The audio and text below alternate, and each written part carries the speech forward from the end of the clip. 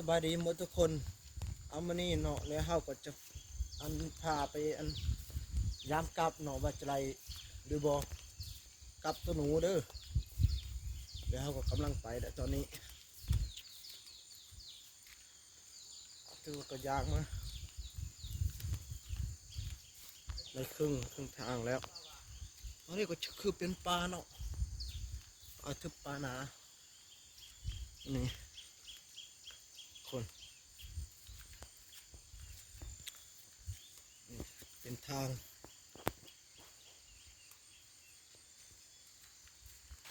นี่ก็จะเป็นลำห้วยนาเอาเนาะจ้ะโอ้ยอะไรทุกคนนี่แหละนี่เอาเดี๋ยวเขาจะไปบึงตอนยังไปทันหัวอันมันเขาใส่กลับตัวนี้ก็จะเป็นน้ำห้วยเนาะโอ้ยใสดีสะอาดงามหลายนี่ก็คือต้นข้าวเนาะ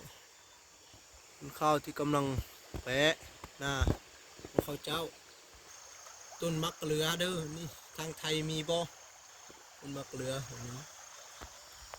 เราจะใช้บุญนาเด้อบุญแมนบุญปลาเพราะว่าอันหนูเนี่ยมันจะกินข้าวนาเยอะนะทุกคนนี่ก็ดินน้ำของเขาเจ้ามาใส่นาประมาณนี้แหละโอ้นาของเขาเนี่ยถือว่าก็งามอยู่ของตัวใกล้สิฮอดแล้วบอลใส่กลับนะแล้วก็มาอยากไปเอาตอนนี้ก็คิดว่า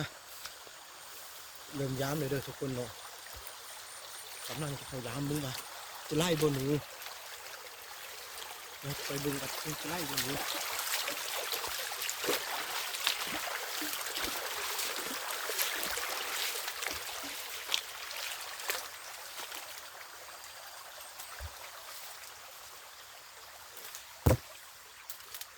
โอ้ล้างทีนึงไม่ไล่เลยทุกคนไม่ไล่ล้างทีนึงผ่านไปแล้วไรเด้อไรนี่เป็นห้วยน้ำผ่านไปล้างนึงไร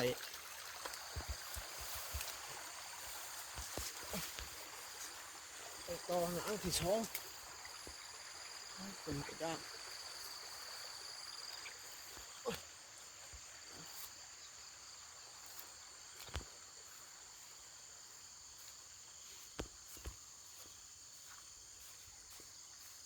ต่อล้างที่สองเลยอะไรดีบ่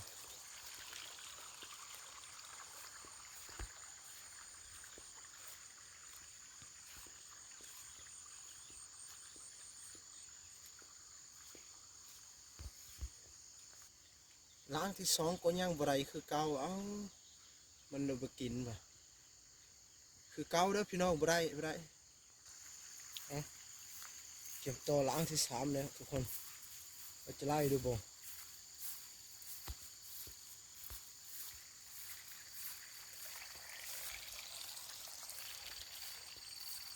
โอ้ล้างที่สามก็บ่ไรทุกคนบ่ไรหนูโอ้ยคือสวยซ้ำแต่เนาะ2 วันแล้วกลางนี่อย่าให้รูนะหนูกัดข้าวนะนี่หนูกัดข้าวเยอะนะแต่ไม่กินข้าวนาเยอะนะเอาต่อเลยไปต่อเลยหลังนี้ก็บ่ได้ทุกคนโอ้ยเอาต่อหลังไปต่อเลยเป็นยังไง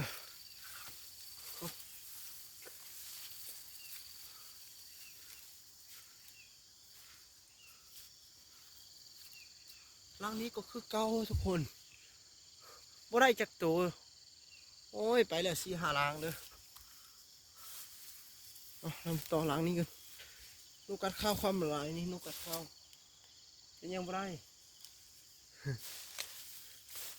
หลังนี้ก็เงียบเลยทุกคนนี่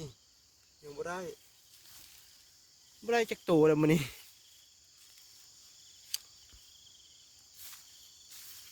เอา ดี๋ยวเขาเล่ารุ่นกันว่าจะเป็นอะไรท่านนี้ก็นี่คอยจะเราใช้อยู่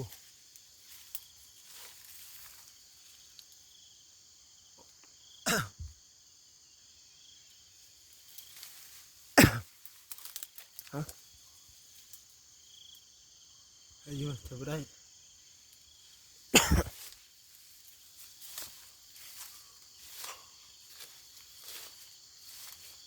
อันนี้ก่อน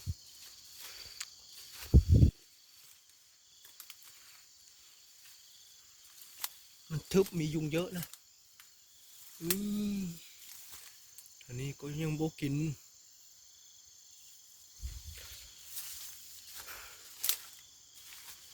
ต่อไปต่อโอ้โน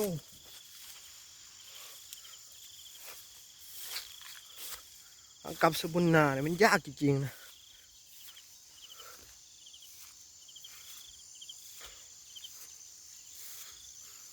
อันไหนก็ปุบซิวปุบซิวเอาว่าจะได้ทางนี้ก็บ่ได้นี่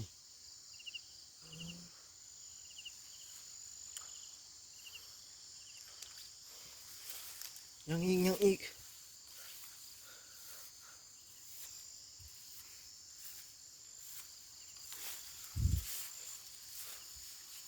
ท้ายสุดท้ายก็บ่ได้ทุกคนโอ้ยเอาขอโทษเลยนะก็จบไปแล้วเขาย้ำกลับนี่คือวันนี้บ่ได้จักตัวเด้อ พรุ่งนี้เริ่มใหม่คือกับเขาจะมี10 ล้างเลยเอามากับดักนูนแต่ก็บ่ได้โอ้สวยกำเลยบ่ได้หนูมันกินข้าวมันกินต้นข้าวนาอยู่นะแต่มันบ่ได้เลยโอ้ยไล่จาก1-2 ตัวให้กับไข่นี่เดี๋ยวนี้ไล่จากตัวเลยเอ้ามาก็กลางไหมเริ่มไหมบ่ต้องข้าวเท่าแท้กลางแบบนี้เลย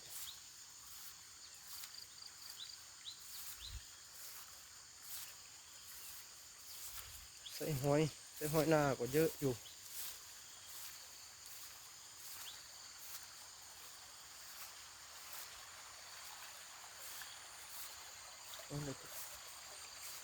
ข้ามไปทางนี้บุ้ย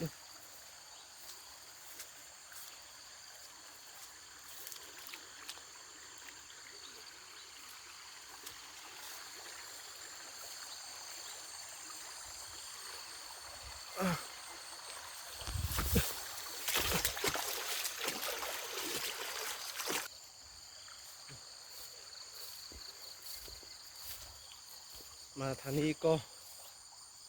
มาบึงน้ำนาก็เราเอาย้ำสำเร็จแล้วกับ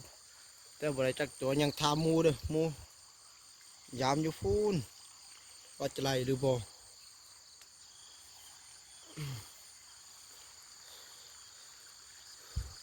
โอ้ยเหนื่อยเลยทุกคน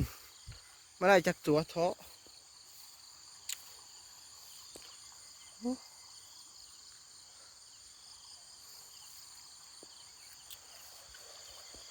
เอา